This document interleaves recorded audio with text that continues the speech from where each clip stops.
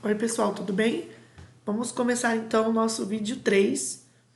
Continuamos ainda falando sobre arte egípcia, só que agora nós vamos falar um pouco sobre a cultura mesmo egípcia, sobre a formação, né, do reino egípcio e da arte para os mortos, ok? O próximo vídeo, nós temos ainda dois vídeos, né, sobre a arte egípcia, esse e o próximo, e depois teremos os vídeos sobre a arte grega, mas por enquanto vamos continuar na arte egípcia. Então vamos conhecer.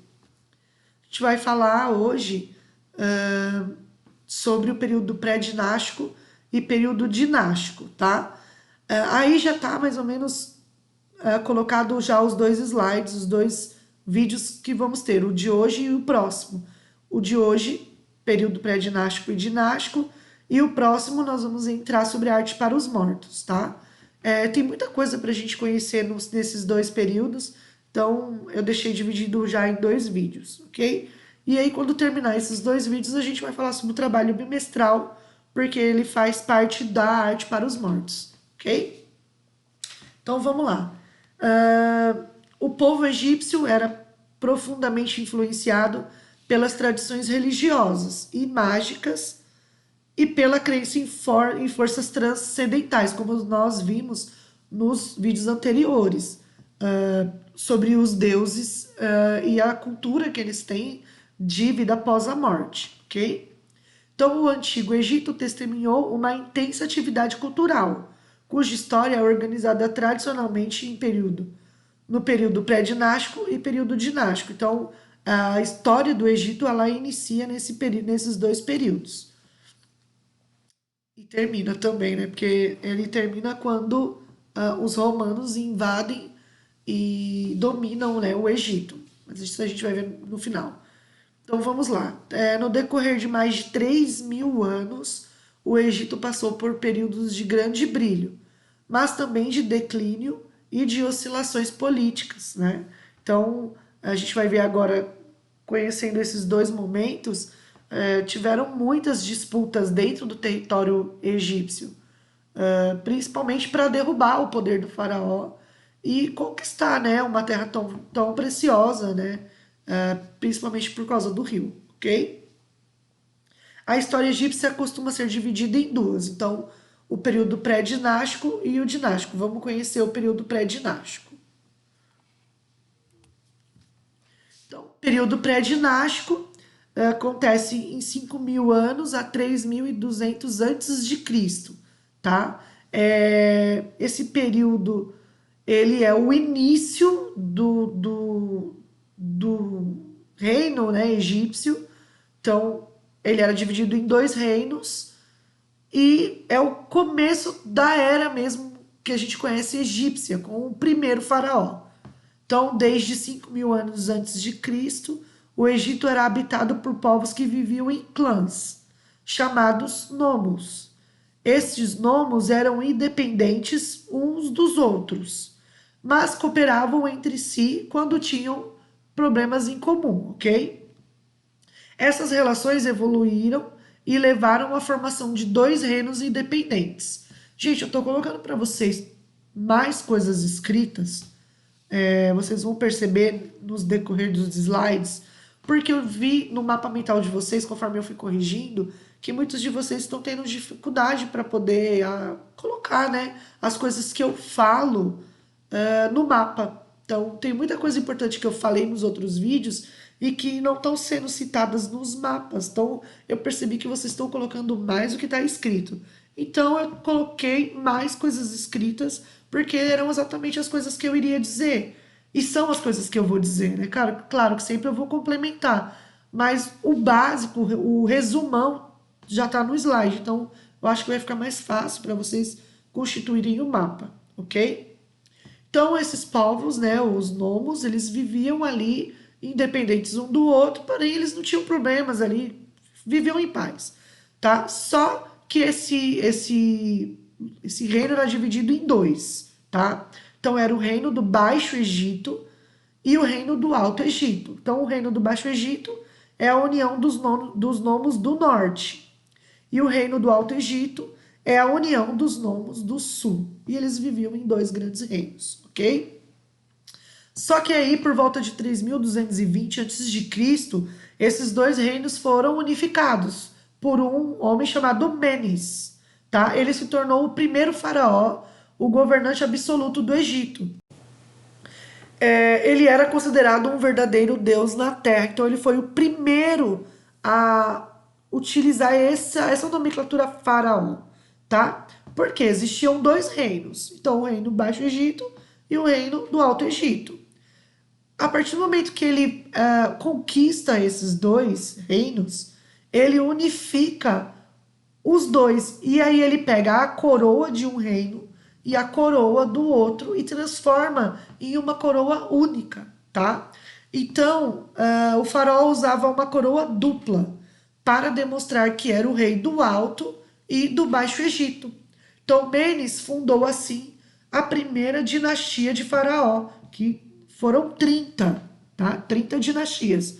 E o Menes foi o primeiro, finalizando o período pré-dinástico. Então, antes das grandes dinastias, é esse período, ok? Então, vamos ver aí as imagens. Então, aí a gente tem as imagens das coroas. Então, a coroa branca, a coroa vermelha e a unificação das duas coroas. Então, é muito comum a gente ver representações em templos ou em arte para os mortos com esses símbolos. Vocês vão ver na próxima imagem. Às vezes aparecem as coroas separadas. Isso está representando esse momento, tá? Pré-dinástico. E quando a gente vê a coroa unida, já é a partir da primeira dinastia.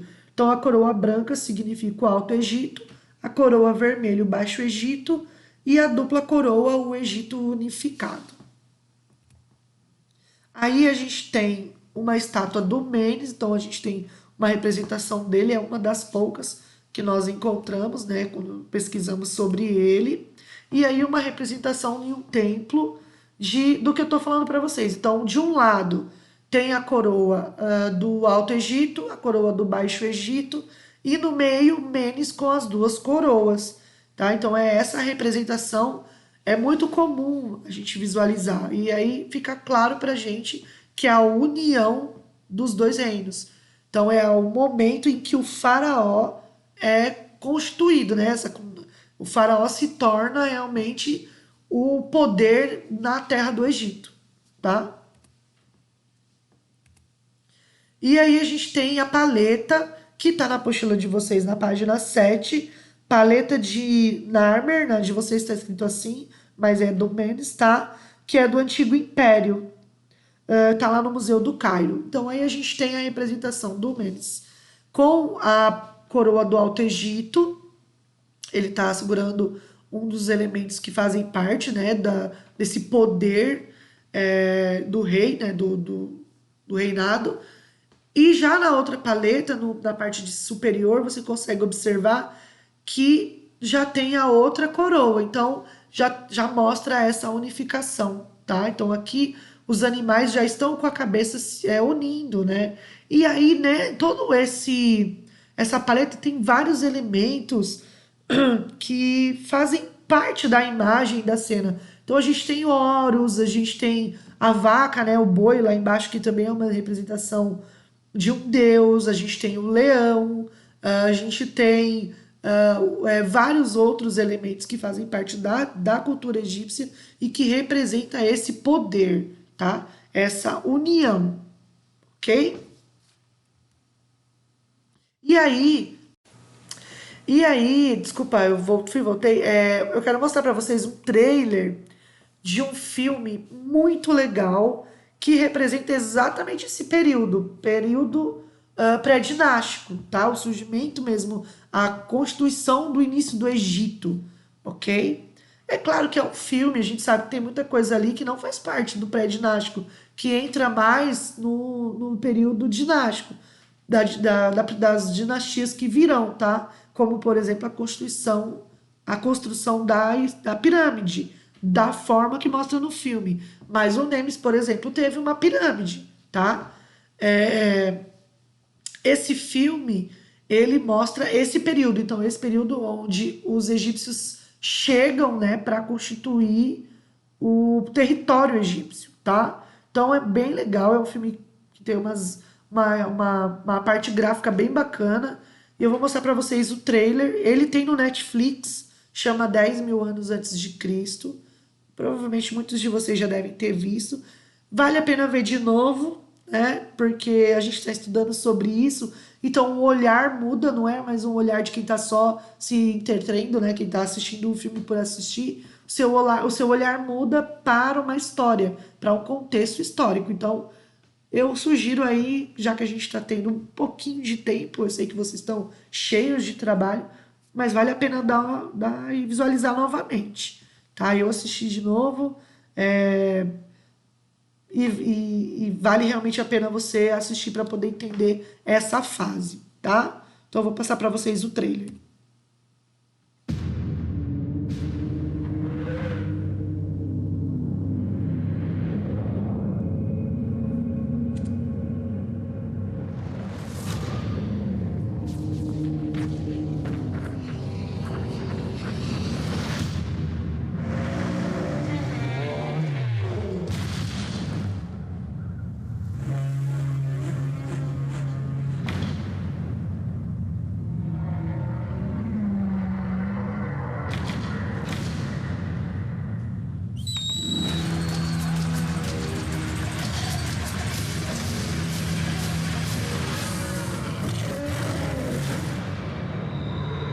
We always believed we were alone in this world. This one will lead our people to a new land. You have a great destiny.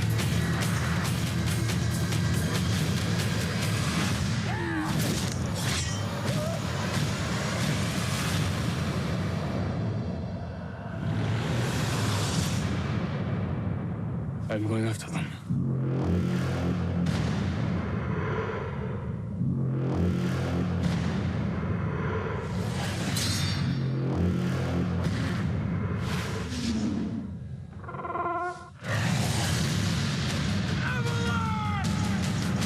Where do they take them? The mountain of the gods.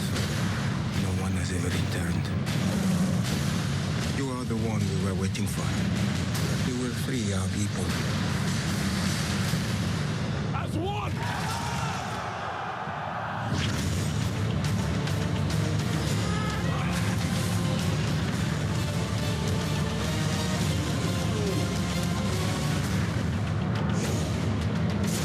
He is not a god!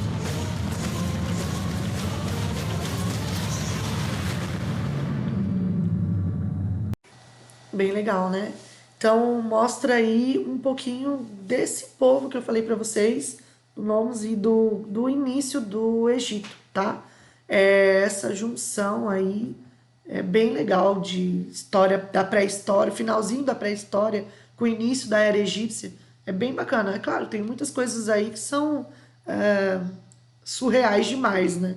Mas é um filme, a gente sabe que nem tudo é dentro realmente da história, mas já dá para ter uma ideia de como foi, tá? Esse período.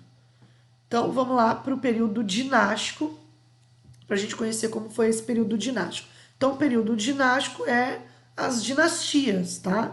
Então o período dinástico ele é de 3.200 a 1085 a.C. Foi durante o período dinástico que se deu o crescimento territorial do Egito, econômico e político, né, e militar do Egito. Este período é dividido em 3 partes. Então, o Antigo Império, o Médio Império e o Novo Império, tá? E aí, por último, a gente vai falar da decadência, que é quando o Egito é invadido por Alexandre, né, o Grande, e aí acaba com as dinastias, ok? Então vamos lá para o Antigo Império. Então o Antigo Império é o Império das Pirâmides, ok? Então aí a gente tem a primeira pirâmide, que é a pirâmide em formato de escada, que é a pirâmide do Mênés, tá? Então durante o Antigo Império, os faraós conquistaram, deixa eu aproximar para vocês, os faraós conquistaram enormes poderes no campo religioso, então militar e administrativo. Essa época foi conhecida como a época das pirâmides.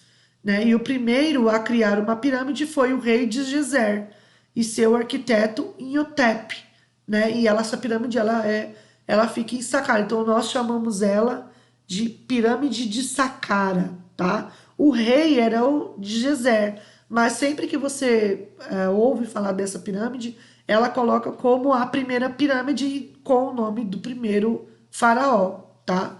E aí a gente sabe, ou também ela é conhecida como pirâmide de Saqqara. Ela é uma pirâmide em formato de escada.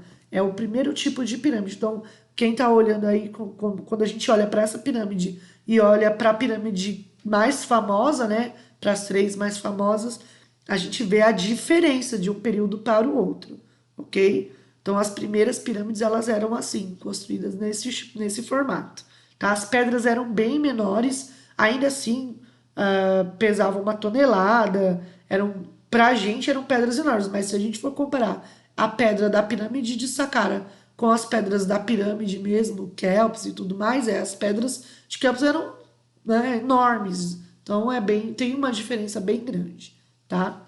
Mas a gente não vai falar de pirâmide ainda, nós estamos falando dessa primeira dinastia, do começo das dinastias. Pirâmide mesmo como construção para enterrar os egípcios, para enterrar os faraós e suas famílias, nós vamos falar, vai ser o nosso último vídeo e vai ser bem legal, mas vamos continuar. E aí a gente tem então a primeira pirâmide de Gezer, né, que é feita pelo arquiteto mais famoso, Imhotep, que é a pirâmide de Saqqara. Depois a gente tem as pirâmides, as 3 pirâmides que são as mais conhecidas no mundo, né, os monumentos mais visitados no mundo, que fazem parte também desse período. Então, mais tarde, um outro faraó chamado Snefer, inspirado nessa pirâmide, na pirâmide anterior, construiu 3 pirâmides, porque só a última tinha condições de abrigar a múmia do rei. Então, o filho, Khufu, ou Kelps, né? O neto, Khephren, e o bisneto, Mykerinos, de Snefer, construíram as magníficas pirâmides de Gizé. Então, a família da quinta dinastia talvez tenha sido a família mais poderosa de toda a história do Egito. E hoje é o monumento egípcio mais famoso, né? Então, são 3 nomes de pirâmide. Uma pirâmide chama Kelps, a outra chama Khephren e a outra Mykerinos. Então, é o nome dessas 3 pirâmides, ok? E abaixo a gente vê que tem mais outras pirâmides, tem 3 pirâmides menores, tá? E aí, quando a gente for falar de pirâmide, eu conto para vocês o que significa. Mas, inspirados na primeira pirâmide, essa família, a quinta dinastia, construiu essas 3 pirâmides que hoje estão lá, estão em pés e é um dos monumentos mais visitados do mundo. Então faz parte desse período, ok? E por volta de 2400 a.C., o Império Egípcio foi abalado por uma série de revoltas lideradas pelos administradores das províncias. Então, o objetivo destas revoltas era enfraquecer a autoridade do faraó. Com a autoridade enfraquecida, o poder do faraó declinou, a sociedade egípcia desorganizou-se e o Egito viveu um período de distúrbios e guerra civil. Lembrando que, assim como lá no filme a gente viu, muitos escravos e muitas pessoas pobres que eram, na verdade, utilizadas para o trabalho, viviam nessa região, junto com essas famílias, né, poderosas. Mas elas eram um número bem maior do que, de fato, o número das pessoas ali da família. Então, a parte territorial ela era grande, a econômica estava crescendo, mas a parte militar ainda estava constituindo. Então, essas batalhas aconteciam, ok? E aí vem o Médio Império, que é de 2160 a 2160 a 1730 a.C., ok? Novamente, tudo escritinho aí para vocês, para facilitar o mapa. Então, representantes da nobreza de Tebas, que é, né, uma das partes ali do Egito, conseguiram reunir forças para acabar com as revoltas que abalavam o Egito. Essa cidade acabou tornando-se a capital do Império Egípcio. Então, a capital do Império Egípcio, Tebas. Dela surgiram novos faraós que governaram o império nos séculos seguintes. A gente vai conhecer no próximo slide. Durante o Médio Império, o Egito atingiu certa estabilidade política, crescimento econômico e florescimento artístico. Então é aí exatamente neste período que começa a constituir esse lado artístico do Egito, onde eles começam a representar de uma forma maior a história dos faraós, ok? Isso impulsionou a ampliação das fronteiras, levando à conquista militar da Núbia. Por volta de 1750 a.C., o Egito foi invadido pelos Ixos, que é um povo nômade vindo do Oriente Médio, que se mostraram superiores aos egípcios em termos de técnica militares. Então, tá vendo? O Egito, tanto no que eu falei para vocês anterior, e nesse, ele se constituiu em grandes coisas. Porém, as técnicas militares, né, a proteção do Egito, ela ainda era muito falha, tá? Mesmo que a nobreza de Tebas conseguisse ali apaziguar tudo e restituir o Egito, a parte militar do Egito era muito fraca, ok? Dessa forma, os invasores conseguiram dominar a região norte do Egito e estabelecer a capital em Ávares. Assim, permaneceram por aproximadamente 170 anos. Então, esse povo que dominou conseguiu ficar ali por 170 anos. Então, durante 170 anos, o Egito foi tentando, né, o outro lado, né, do Egito foi tentando cada vez mais melhorar a sua técnica militar, ok? E aí vem o novo império, e é o império dos maiores faraós. Então, o Médio Império desculpa, eu escrevi errado. É o novo império, né? Novamente, a nobreza de Tebas reuniu forças e conseguiu impulsar os Ixos, estabelecendo a unidade política do Egito, iniciou então o novo império, ok? Nessa época é que existiu os grandes faraós. Então eu coloquei aí para vocês os principais, tá? Então a gente vai começar com a rainha, né? A rainha esse nome de novo é muito difícil. Hatshepsut, que governou o Egito. Então ela era uma mulher, como eu contei para vocês quando nós estávamos falando do templo, tá? Mesmo sendo uma mulher e não foi um mau governo, ela construiu maravilhosos monumentos que são muito conhecidos hoje em dia, como nós vimos lá nos templos. Mas depois de morta, seu nome foi apagado da história. Então, quem visita o templo de Hatshepsut, lá você vê a estrutura toda formada, as estátuas, né, da rainha, porém o nome dela, onde exatamente evidenciava que ela era uma mulher, foi apagado da história.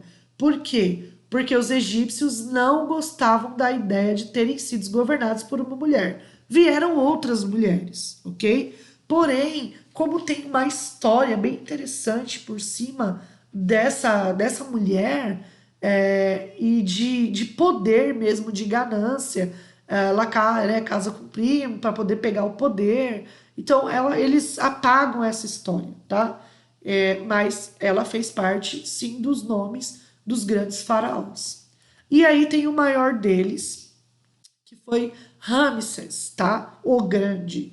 Ramsés é o que a gente mais acha na história dos faraós de construções, de conquistas e de história propriamente dita. Tem como que chama? Um conjunto de livros que chama Ramsés, o Filho da Luz, que é muito legal. Eu li na adolescência e depois eu reli novamente quando eu comecei a dar aula, porque ele tem uma gama assim, de detalhe da época que é muito legal. Chama Ramsés, o Filho da Luz. São vários livros que contam desde o início, né, de quando Ramses convivia ali, criança, né, até o momento em que ele morre, né? Então é muito legal. E são muitas histórias e muitos acontecimentos dentro dos anos vividos por Ramses. E ele foi um cara assim fenomenal. Ele fez muitas coisas, muitos templos, muitas estátuas. Inclusive, ele faz parte de uma história que é citada na Bíblia, que é a história de Moisés, tá? Então, ele foi um grande construtor, foi ele que construiu o templo de Abu Simbel, aquele que eu contei para vocês, que foi trocado de um lugar para o outro e que fez questão de o sol entrar pela porta para iluminar as estátuas que estavam lá dentro e se colocou ao lado dos deuses, porque era assim que ele se considerava, né?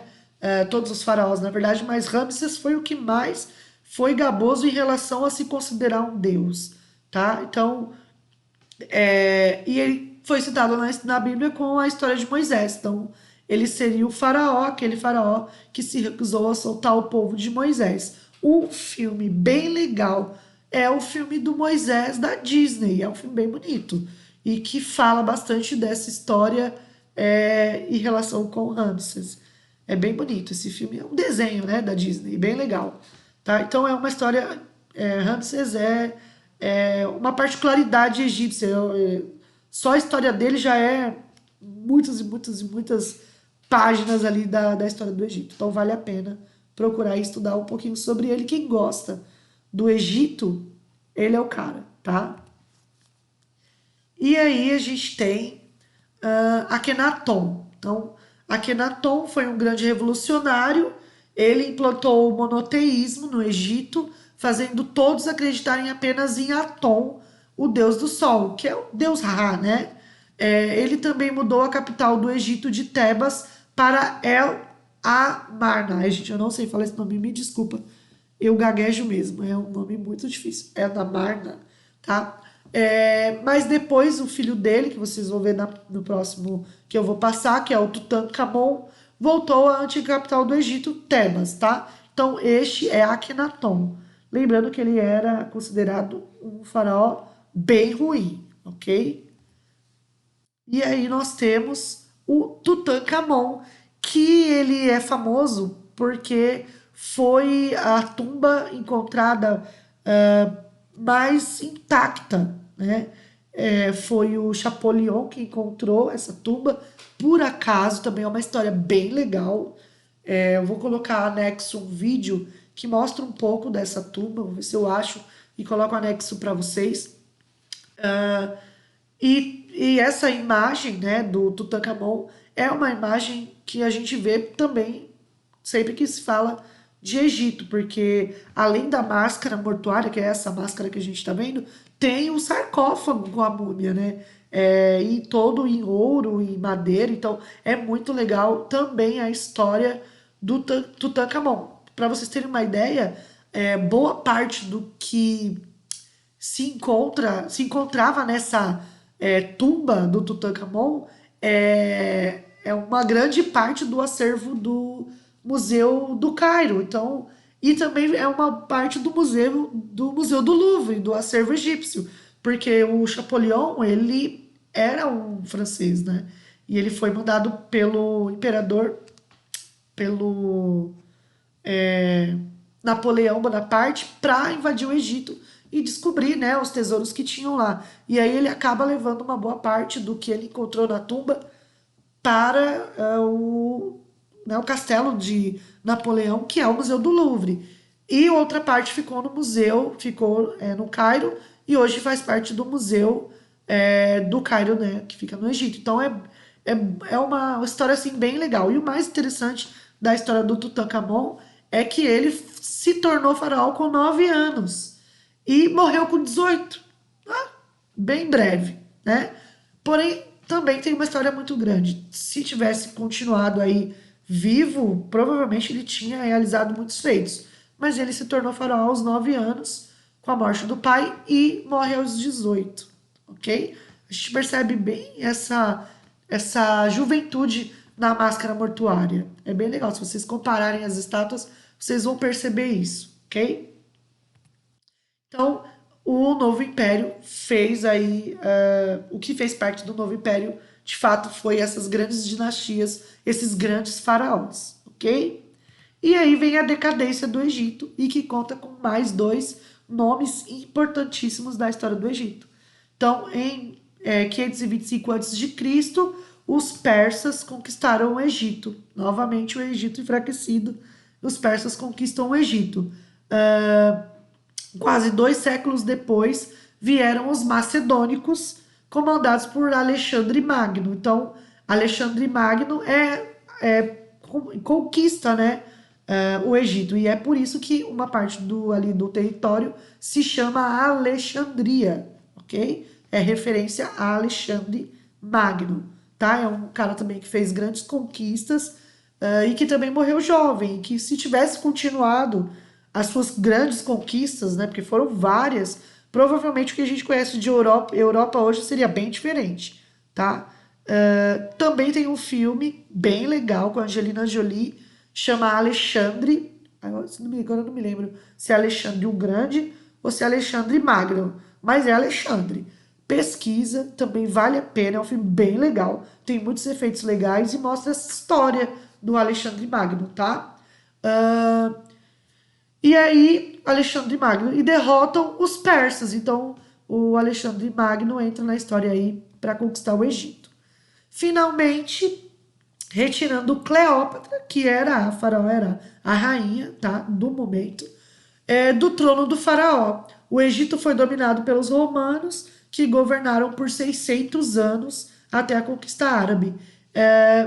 Outro personagem, né, outra personagem egípcia, de que a gente tem milhares aí de histórias para contar, que é a Cleópatra, a mulher das cobras, né? A rainha do Egito. Então, uma das maiores. Cleópatra era uma mulher inteligentíssima, ela falava muitas línguas da época e ela era uma mulher muito sábia, muito culta. No entanto, que ela tinha uma das maiores bibliotecas ali preenchidas com pergaminhos da época. Ok? É outra história que acho que fica muito grande para a gente comentar aqui. Mas pesquisem, vale a pena. São dois personagens aí da história do Egito que fazem parte da decadência do Egito. A partir daí, as conquistas árabes, elas acontecem e aí se torna o Egito que a gente conhece hoje. Ainda tem as suas particularidades, é um lugar que deve ser incrível de se visitar, de se conhecer. Se Deus um dia louvar, todos nós iremos lá, né? Quem sabe, talvez. Um dia é logo ali, eu acredito nisso. E quem sabe, né? Conhecer uma cidade moderna, onde da sua janela você vê as 3 pirâmides. Deve ser uma coisa fantástica. Bom, gente, eu vou parar por aqui. Senão vai ficar muito longo o vídeo. E eu sei que vocês têm aí muitas coisas, muitos trabalhos.